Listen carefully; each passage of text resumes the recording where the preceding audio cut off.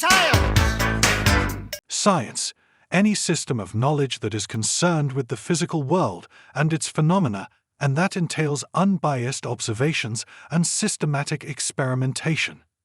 In general, a science involves a pursuit of knowledge covering general truths or the operations of fundamental laws. Scientific method: ask a question about something you observe. Form a hypothesis to answer your question. Test your hypothesis by experimenting. Analyze the data and draw a conclusion. You can share this information with others or keep it to yourself. It doesn't change the fact that you have employed science to learn something about our existence. If the results of the test prove your hypothesis 100% of the time, you have found out a fundamental law in a system of knowledge we refer to as science. If it is proven wrong 100% of the time, and you are completely wrong, you have still added information to this knowledge system. The cool part about this is that even when you are wrong, you succeed in learning. These knowledge systems have come to be called sciences. What if some of the data are fit to answer your question, but other bits of your experimentation data do not? That's the trick, isn't it?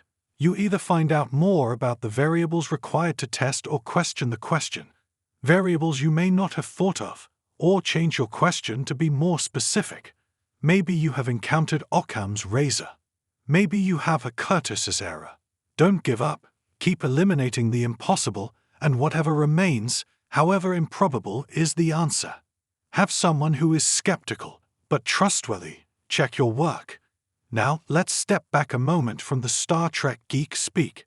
What I have just described is science in its pure and simple form. It is a tool for a way of thinking, leaving emotion out and rationalizing with your mind. With this, do you know what is missing that you like to think of as science? Scientism. It is a word that is different for different groups, trying to refute others without having to do the work of actually scientifically refuting them. Scientism has become a religion of sorts. If the newspapers say, "Scientists have declared," the cult of scientism will hit the "I believe" button without looking at one journal, paper in defense of, paper in opposition to, or even using their own logic, even if they have the ability to think logically. What scientists have declared? Who paid for their findings? Generally speaking, if scientists have declared something, there will be scientists who have declared the opposite. The ones that get the press are the ones the wave of money is behind, usually for a political purpose. What about Newton, Kirchhoff, Faraday, Maxwell, Einstein, Archimedes, Pascal, Bernoulli? They went somewhere a lot of scientists never get to. Some of their theories actually were found to be fundamental laws of nature. When rules are applied to a situation, they happen exactly as predicted. This hasn't happened with Darwin. This hasn't happened with Hawking. This hasn't happened with Bill Nye nor Michio Kaku. So, when the news media repeats politicians and bought and paid for scientists saying the science is settled, where is the fundamental law that is put into our textbooks? 1. There is probably no room for them to fit in with critical race theory and common core math. 2. You are not going to find them. What you will find is artists' conceptions based on wild theories that cannot be substantiated without being refuted just as easily.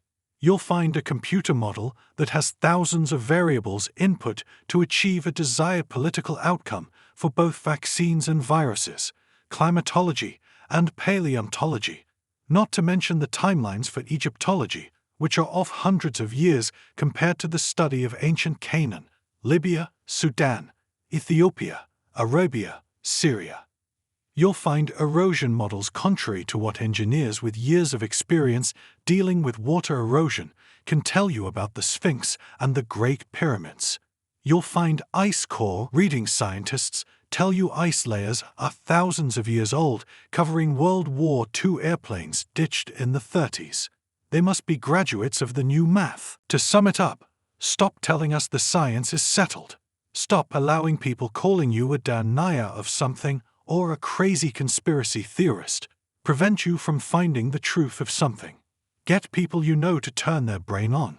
Stop allowing people you care about to have misinformation floated into their head from media without being questioned. See something, say something. We are going down a road we cannot come back from if this scientism charade is allowed to continue unchecked.